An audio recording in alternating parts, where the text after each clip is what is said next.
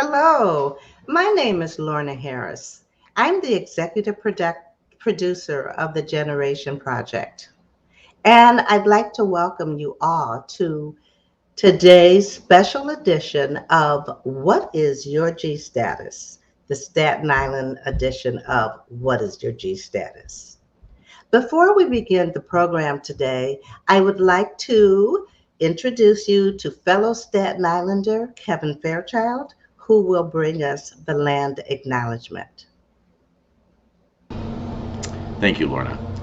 I ask that you all join me in this moment to reflect upon and acknowledge that Staten Island is a traditional land and ancestral home of the Lenape people and is occupied territory. In the process of colonization, the Lenape people were removed from the land, but many remain among the still present tribal communities of the region. We acknowledge the continued presence of the Lenape in their homeland and affirm the aspiration of the great Lenape chief Tamanend that there be harmony between the indigenous people of this land and the descendants of the immigrants to this land, as long as the rivers and creeks flow and the sun, moon, and stars shine. Also, in the spirit of artist and producer Adrian Wong, we must acknowledge that this event utilizes technologies and services that are not available in many indigenous and rural communities and contribute significantly to climate change, which disproportionately impacts indigenous communities worldwide. We encourage all of you to consider your role in the stewardship of the land and your allyship in recognition and reconciliation and decolonization. Thank you. Thank you, Kevin. It's important that as we talk today about our shared immigration history, that we acknowledge the people who were on this land before us. Today's event will be a conversation highlighting the New York City borough of Staten Island and the people who call it home. In a few minutes, I will be joined by four of my fellow Staten Islanders who have each contributed to the rich cultural and artistic identity of the borough and whose work represents a diverse side of our community that may surprise many of you who only know us as the Forgotten Borough. I'd like to start by sharing a video created by Staten Island artist Jatik Long that directly challenges our misconceptions on what it means to be a Staten Islander. You don't know what it's like to be from Staten Island, the birthplace of the Wu-Tang Clan and the birthplace of tennis in America, yet constantly the butt of the joke, stigmatized both within the borough and externally. It's frustrating that my home is known for stereotypes, caricatures, and the death of Eric Gardner, but not known for Sandy Ground, the oldest free black settlement in the U.S. and a stop on the Underground Railroad. Why isn't this told? Why isn't it told that we have one of the highest Sri Lankan and Liberian communities outside of their respective countries? It's so upsetting because Staten Island is seen and spoken about in such a polarizing lens that all nuances are lost, which makes it easier to invalidate the problems we face that are uniquely ours, like having the most expensive toll in the country but a lack of quality jobs. To look at Staten Island as a monolith is destructive, especially since it could be seen as a microcosm of the country. But you wouldn't know that unless you look. My name is Jatik Long, and I'm proud to call myself a Staten Islander. Wow. Thank you, Jatik, for such a powerful, powerful statement. I especially appreciate the way you address the significant immigrant population on Staten Island that is so critical to our shared history. In fact, it's our shared identity of being immigrants that inspired Bertha Lewis, founder and president of the Black Institute, to introduce knowing our G status as a way of understanding our own history. Here's a clip from an interview where she shares why knowing your G status is so important.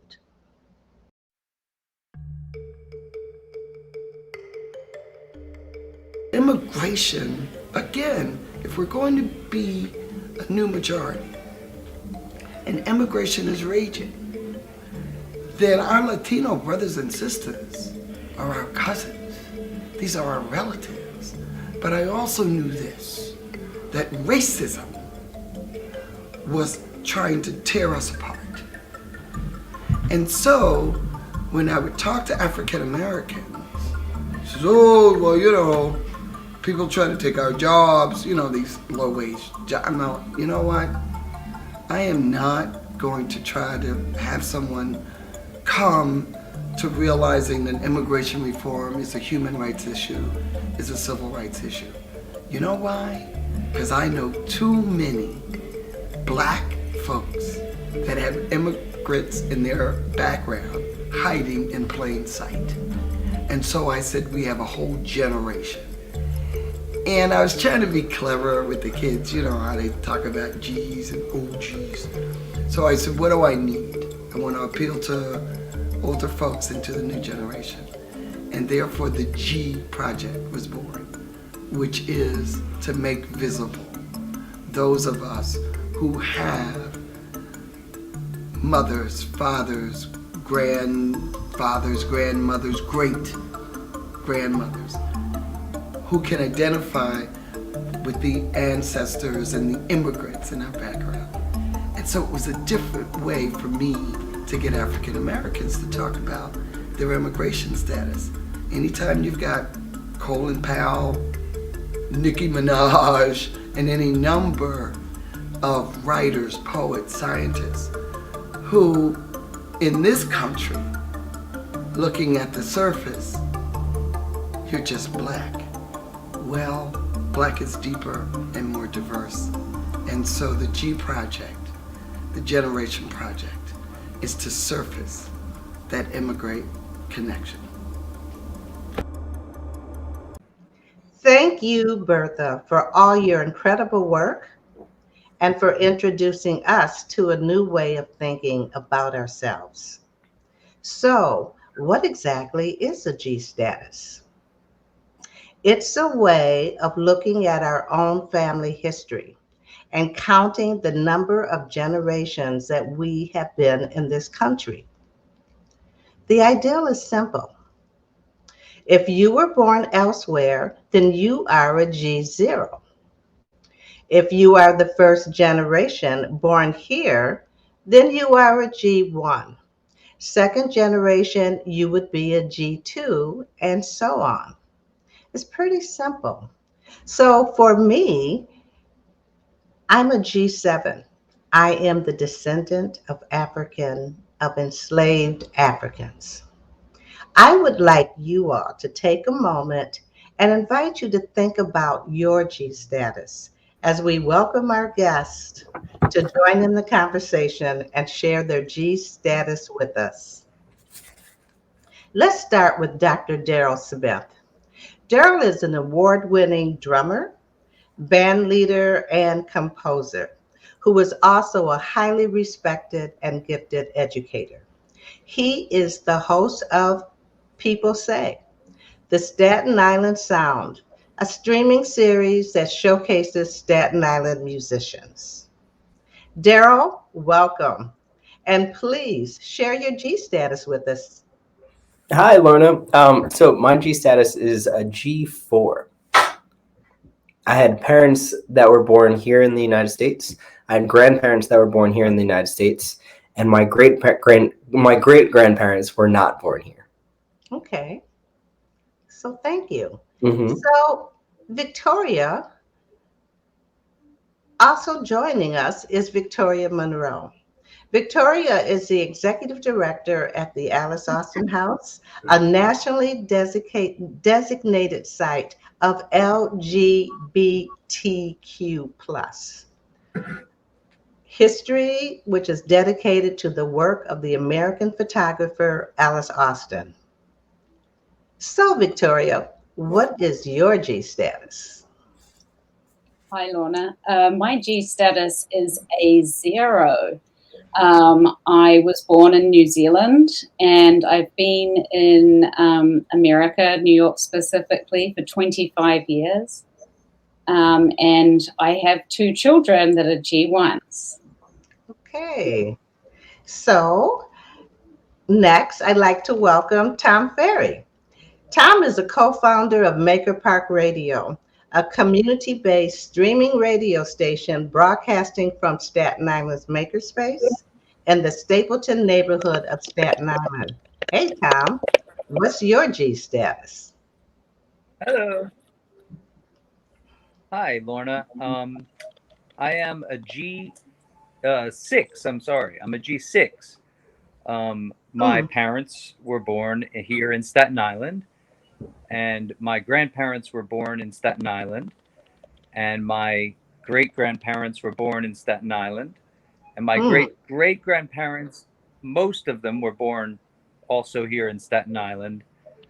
And then it is the generation before that where most of my family emigrated from mostly Ireland, a little bit of England, and some Germany.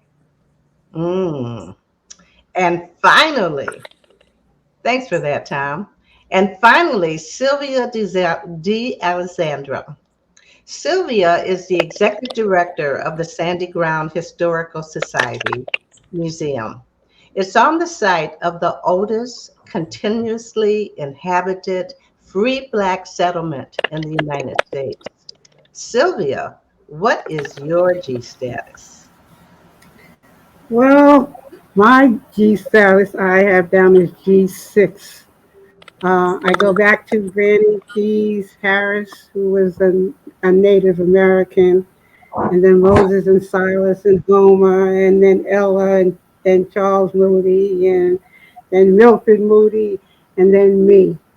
And after me comes my daughter, my grandson, and my great granddaughter. So I'm 6, they must be 7, 8, and 9. And our family has been in Sandy Ground since 1828 when the Wow. Harris brothers came in. And they're getting ready to name a park after the Harris brothers out there in Sandy Ground. It's going to happen sometime in the next few weeks. So, Sylvia, I So I'm thank you. native Staten Islander. So your G status is like incredible. Everybody's is. Tom, really interesting. But I want to thank you all for being here today and sharing your G status with us. I'd like to start with trying to get a better idea of Staten Island experience. So, Tom, let's start with you. What does it mean to be a Staten Island? Staten Island is because it's part of New York City, but it's also just such a small town, and it has a great small town feel. I moved away from Staten Island for about 10 years, and when I came back, I was really made aware of how unique really Staten Island is, in that so many people choose to stay here and raise their kids, and generation after generation, um, and really try to make it a better place for the next generation. So, it's an interesting place, as that it's so geographically close to this big city where you can easily get lost. But I think that it's unique because we all hopefully know each other, and if we don't, have opportunities to. Hmm. So, I'd like to ask Victoria that same question. So I came to Staten Island about 13 years ago, and as an outsider who didn't know very many islanders at all, I moved to the North Shore of Staten Island, which is my touchstone for what I really love in the island, with its diversity and really colorful arts community. When I first arrived, I found it really hard to access community because we have a lot of transportation issues on the island. I didn't drive, and I had a new young baby on the way. And so I actually felt quite isolated at first. And it wasn't until I was introduced to the arts community on Staten Island that I found my people, and was able to become involved in organizing and creating events, as well as participating in them. And that's really been my home base. And it's been a wonderful experience. And Sylvia, asking you that same question. Please ask me the question again. I was just thanking everyone just a few minutes ago about sharing your G status. And now that we know your G status, how does that give you a better idea of what Staten Island is about, of, being a Staten Islander? How do you incorporate that into your life? Well, I grew up in Sandy Ground, which is on the south shore of Staten Island, and I grew up in a Black community that was self-sufficient. I attended school in Pleasant Plains, where we were the minority, but because we had been there so long and was so much a part of the community, we were sort of kind of accepted into the community as being a part of Sandy Ground. Like I said, it's been there since 1828. Certainly a lot longer than a lot of the other people who came in. So we were there with some status, and just I feel like I'm a Staten Islander. I'm a Staten Islander from the South Shore of Staten Island, and the same holds true for my mother and my father, and for my daughter and my grandson and my grandchildren, because we all still live on Staten Island. We can't seem to get off of it. So, Darrell, it's the same question. I mean, your G status, and we're just trying to get a better idea of the Staten Island experience. So, what does being on Staten Island mean to you, Darrell? It's kind of to piggyback off what Sylvia just said. A lot of people that are born here kind of stay here, and it's kind of like an infrastructure within itself. It's so close to New York City, like Thomas was saying, but it's kind of like a city within itself, right? So just being born here on Staten Island, I know my parents were born here and they're still here, and my grandparents, they're still here as well. I mean, the ones that are still alive. So it's kind of like a weird kind of community that like stays around and like is a bubble to itself. And that's what. So, Victoria, now that you know your G status, we all know your G status. How do you think you can incorporate that knowledge into your life? Well, it's always there and incorporated. I mean, you hear the way I sound when I speak. After 25 years, I don't lose this New Zealand accent. I teach immigration programs with Staten Island school students, and I'm able to share with them my immigrant experience to start having them reflect on whether their understanding of what an immigrant is, and to acknowledge that they all came from somewhere, because a lot of our young kids are not so aware that they are also included in this narrative. They have cultural histories that are different and outside of America, but also when the other members of this panel are talking about Staten Islanders and people that stay on the island and raise their children on the island, sometimes our young kids are very much within that bubble and don't have a great understanding of the world beyond Staten Island. So these discussions about immigrant histories and cultures and celebrating where we're from are really important for them to broaden their perspective beyond our island. So we talked about what our G status is and how we incorporated that G status and knowing that into our lives. Let's next consider just what it is that we are sharing, that you were all asked to bring something of great significance or importance to you. So what did you all brought? Darrell, what did you bring? That's a great question, Lorna. So I was telling you about my grandmother, or maybe I Yeah. didn't tell her, but Uh-huh.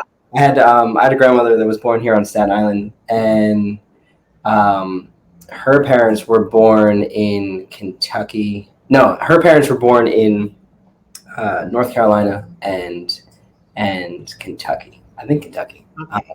I should know. Anyway, my grandmother became a banker at Chase Bank, and she was like a vice president of one of the branches downtown in New York City. Mm. And when she started working there, she started getting like these like really great coins. She wasn't a coin collector herself, but like in the revenue there, like there was these coins from like years and years ago. So what I have here is I have two silver dollars that she had given me and that she told me to keep when I was like 5 or 6 years old. And she told me to keep them for my kids and their kids and all that. They were actually made in 1884 and 1882. Wow. So they're over, 140 years old, or 100, close to, 100. They're about 140 years old now. And Wow. by the time my son is 60, they'll be 200 years old. And they're great. I don't know if you can see them, but like, Yeah, I wonder what the value is. I don't know because I'm touching them, so probably not very much. But when But they're, there'll be a memento, heirlooms in your family forever. so they're old and Thank they were you given for to me by, sharing that. yeah. And Tom, what did you bring to share? I was just running to the other space to go grab something, but I have something here. Hold on one second. I apologize. Okay. Because as you were talking, something came to my mind, but I'd have to run over there to Yeah, get it. that always happens. Yeah, but I have That's something here. great. I hope you'll be able to see it. Let's see. So this Do you want to is, hold it up a little closer? let Great. me try to get the angle right. So this is an iPad that you can see in front of you, but what I have on it is my chart display that I carry to work. I'm a harbor pilot in New York. I You're a navigate what ships. pilot? I'm a harbor pilot, so I navigate ships in and out of New York Harbor. So Whoa. what you see in front of you is the nautical chart of New York Harbor, and Staten Island, and if I zoom in, try and do this way. There we go. That is the upper bay of New York Harbor. There, that's a little bit better. And so I come from, my G status is, like I said, a 6 or Yes. about, and my father was a harbor pilot, and his father was a harbor pilot, and his uncle was a harbor pilot, and my great grandfather was a harbor pilot here. He started in 1870, and when he was a teenager, he asked his father if he could go be a drummer boy in the Civil War. He lived in Rosebank on Staten Island, and his father said, "No, you're going to go down and get on this sailing ship and wash dishes." So he did that, and he learned the trade of the harbor pilots, and became an apprentice pilot. And then he passed that tradition and that occupation on. And so so he passed it on to his son, who passed it on to his son, who passed it on to my father, who then passed it on to me. So I'm very fortunate to have had all of those ancestors who did that hard work. And so what I showed you is the chart of New York Harbor, which I have committed to memory as part of my job. So to become a harbor pilot, we have to be completely masters of the port of New York. And I had to memorize 26 charts of New York Harbor, starting from out at Sandy Hook all the way up the Hudson River to Kingston, and out behind Staten Island to Long Island Sound and the East River and Raritan River and all of that. So I wanted to bring with me my hand-drawn chart that I did when I studied for my first test, but unfortunately I ended up down here at my sister's house where I didn't expect to be today. And so, but I did have this, and the chart of New York Harbor means so much to me and my family, and I look at it as more than a map. It's a beautiful picture, Well, thank goodness for modern technology that we can have an iPad. We're all fellow Staten Islanders, and I'm a Staten Islander that out my kitchen window, I look at the New York Harbor. So I thank you for your service and your family, and that's amazing. So we've asked Darrell, We haven't asked Sylvia yet. But Sylvia, what did you bring with you? Oh goodness, can I show all the things that I bring? I'm the Oh, executive you brought director of the I'm the executive director of the Sandy Ground Historical Society, so I have lots of those things here. This is a brochure. Oh, Sandy okay. Ground. Okay. If the children come out school. Oh gosh, I don't know if you can see that. This is my grandfather, Pop Pedro, and we have a coloring book that we made after him. Now, your Okay, grandfather's name again was William Pedro. okay. Okay, and when we took the children on the walking tour, we always stopped at his house, and he came out and talked to the children. They were always fascinated with this man who lived to be 107 years old. 107. 107 years old when he died. And I also have, we do quilting classes. We teach people how to quilt. And I did a quilt of my family. And this is the other side of the family. It's Pop Pedro's side, but maybe I can show Showing us you the quilt. the first Can you one. He hold it came up a in from, little bit? I'm going to hold it up. He came in from Spain, Pop Pedro, and not Pop Pedro, Captain John Pedro. He was a whaling captain. That's Wow. him, and his wife came from Weeksville. Her name was Eliza Weeks, and so this begins the quilt that we have, and then we have pictures going all the way down to my grandson on this same quilt. It's huge. So we'll Okay. all have to get out to Sandy Ground to see these exhibits. Well, I have to And tell you what's going on now before you come out. We're having trouble okay, with the building. So we just got something from the dormitory authority. And so what we're going to be doing is knocking that building down and putting a new building up. But in terrific. the meantime, we use the yard. We had the purple hats out last Saturday. Next Saturday, a group from the city is coming, but they have to go outside. We can't allow them in. But it's I okay because got we hang up on the fence the items that we have, and we have all kinds of items in there that you wouldn't normally well, it's see or great, that are part of Sylvia. our past.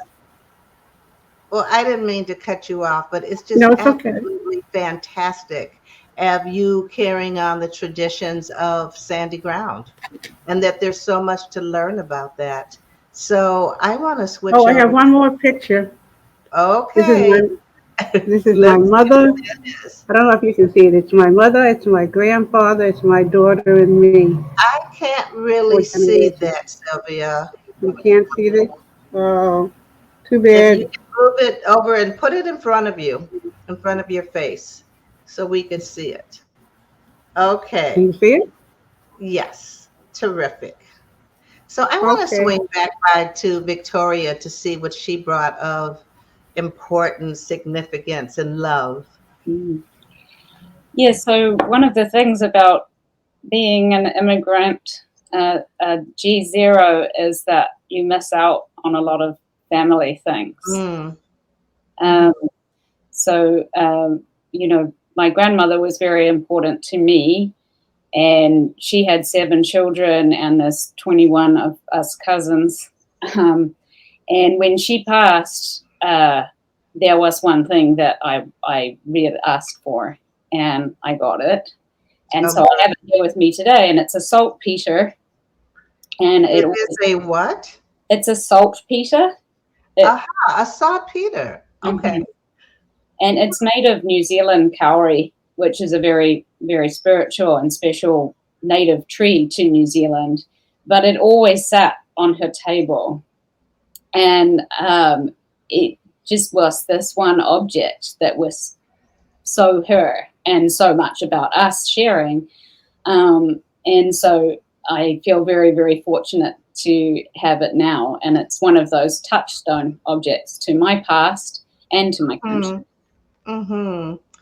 Thank you, everyone, for sharing those objects.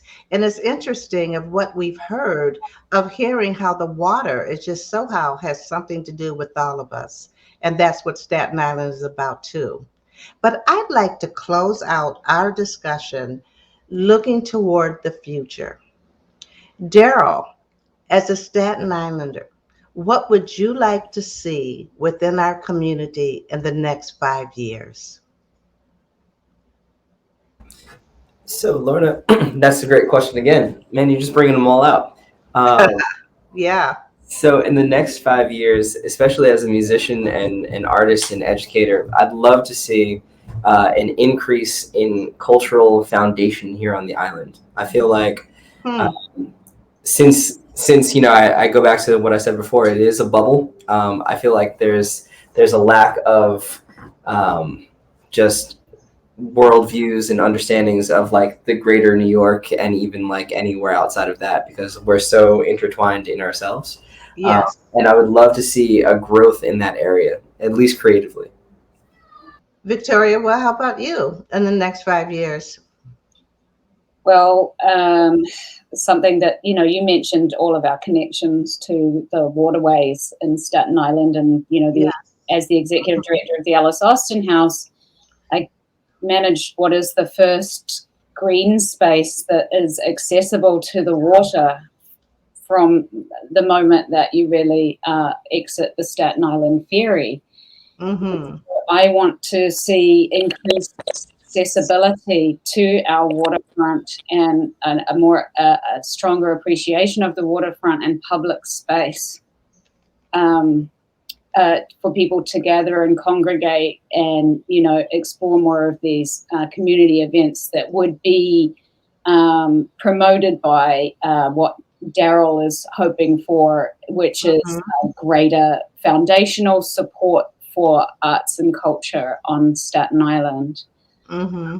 And I'm quite consistently disappointed by development on Staten Island. It is not a key focus for our communities to gather and be together. So that's my hope. Victoria, thanks for that because it's a huge conversation, the waterfront development. Tom, I'd like to come in with you to ask you what you'd like to see at Staten Island in the next 5 years. And we talked about our connection to water, and you're beyond that, even though you are a harbor pilot. You bring so much else to our community. So what's with the next 5 years? What would you like to see? Well, I'd like to start by saying that I appreciate so much what Victoria is talking about with access to the waterfront, especially the Austen house, which is a place that I hold dear because it's where I got married. My wife and I chose to get married at the Austen house a beautiful 14 spot. years ago. So it is. What would I like to see change or in the next 5 years on Staten Island? Well, I agree with everybody so far. And I work hard with my wife, Kristen, at Maker Park Radio to engage the entire community of Staten Island and try to integrate people, sometimes outside of their comfort zone, try and put on public events that, or even just utilize Maker Park Radio, a streaming radio station, to give people the opportunity to interact with one another or interact with people that they might not otherwise interact with. One of the things that I said early on about Staten Island was that it is sometimes very insular. And I think some of the other panelists mentioned that it's like a bubble. And I know Victoria mentioned that even though I was originally talking about the positives about it, I totally understand what Victoria mentioned about the kind of drawbacks of it, where people can become stuck in this place and not really have a wider view. So I think that I would like to try to help people have a better understanding of the other and what's going on outside of their own, whether it be their own zip code or their own neighborhood or their own city and then the rest of the world. So we can do that nowadays because of the world has gotten so small and easily accessed via the internet for a lot of people. And I think that pushing that free access to more events and things like that can get people to come together in a positive way and really experience one another. So that's one of my goals. Thank you. Sylvia, in the next 5 years, what do you think that you would like to see happening in Staten Island, or the difference that you've made so far? What would it look like in 5 years? Well, in the next 5 years, I certainly hope that the school system will be teaching the history of Sandy Ground as part of their local history.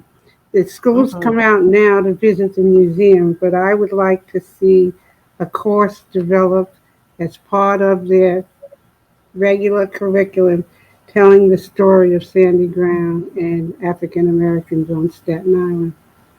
So that's one of the things that I really hope happens within the next 5 years.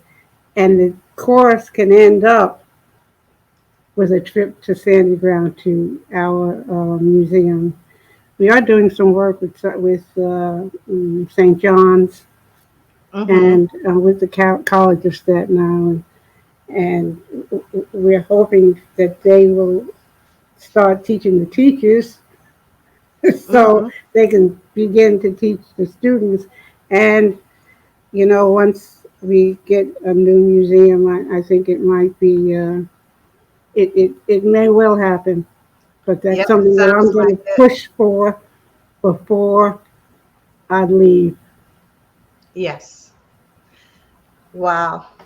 5 years seems like a lifetime away, but it really isn't. I want to thank you all so much for this incredible conversation.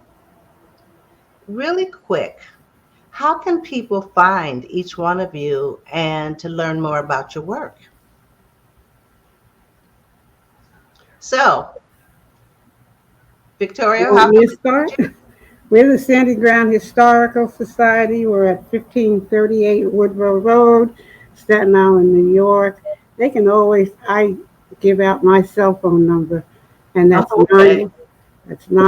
You have a website, I'm sorry. Yes, it's on our, all that information is on our website, so you can check us out online.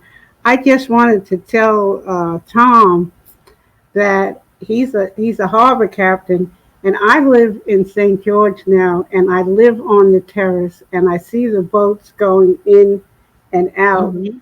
And is that, Tom, what you do? Are you one of the harbor captains that drive those boats in and out?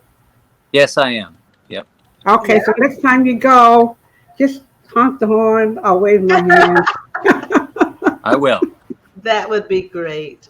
That would be wonderful, wonderful, wonderful. So, everyone else, can you just let us know how we can reach you? Sure. Or how we can find out about your work? Thanks, Lorna. Anyone can reach me via email, of course. You would email the info@aliceaustin.org. Always remember that Austen is spelt with an E-N. And our website, which is www.aliceaustin.org, has all of our information about our multifaceted events. It has virtual tours, so you can actually preview the Alice Austen House and our exhibitions. And like I said, we are consistently checking that info email, and then it will be any questions or inquiries that want to be directed straight to me will come into my inbox. Victoria, thanks a lot. And I just want to comment also that the virtual tour of the Alice Austen House is fantastic. You can see the surrounding grounds, you can see the exhibit. It's just a really, really great tool for those people who may not make it to Staten Island. Okay? And Darrell, we can reach you. Learn about your work. Yeah, so you can find me. I have a personal website. It's www.darrellsmithdrums.com. And on there, you'll see all of my performances, where I teach, recordings, cannabis endorsements, all the things, all of the above. And what about your Staten Island Art Show? Oh yeah, Staten Island Art Show. That's through So People Say. I'm the host of that once a month, every Wednesday, every second Wednesday of the month. I'm hosting this event as an online streaming event. That's all on my website as well. So, Tom, how can we contact you? Where can we learn about your work and what you're up to? So you can learn about us by emailing us at makerparkradio@gmail.com. Okay. That's MAKERPARK radio@gmail.com. And check us out at makerparkradio.nyc and tune in whenever you get a chance. Great. Thank you. Thank you. Thank you. Thank you. I want to give an incredible shout out and enormous love to my fellow Staten Islanders who participated in this wonderful, wonderful discussion. The purpose of knowing what your G status is, the Staten Island edition, is to get our audience to know more about Staten Island and all of the incredible things that come here.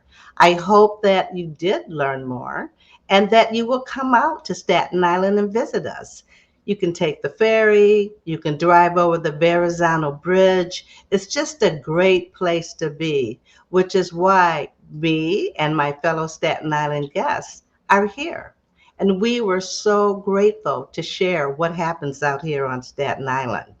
So the Generation Project is so excited to let you know that not only are we the island of Staten, we are on the island, the Isle of Staten, as I call it, but we also have a residency with Art Crawl Harlem on Governor's Island, which is a public art installation in an old row house on the island until October 23rd. So I encourage you to come out there and check out what's going on.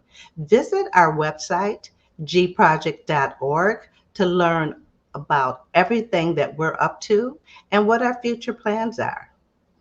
So this project would not be possible without a grant from Staten Island Arts through DCA and the New York City Department of Cultural Affairs. Thank you for joining us.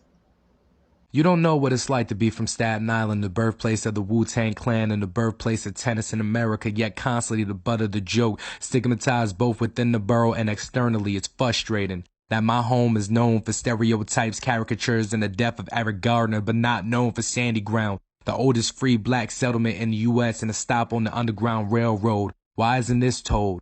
Why isn't it told that we have one of the highest Sri Lankan and Liberian communities outside of their respective countries? It's so upsetting because Staten Island is seen and spoken about in such a polarizing lens that all nuances are lost, which makes it easier to invalidate the problems we face that are uniquely ours, like having the most expensive toll in the country but a lack of quality jobs. To look at Staten Island as a monolith is destructive, especially since it could be seen as a microcosm of the country. But you wouldn't know that unless you look. My name is Jatik Long, and I'm proud to call myself a Staten Islander.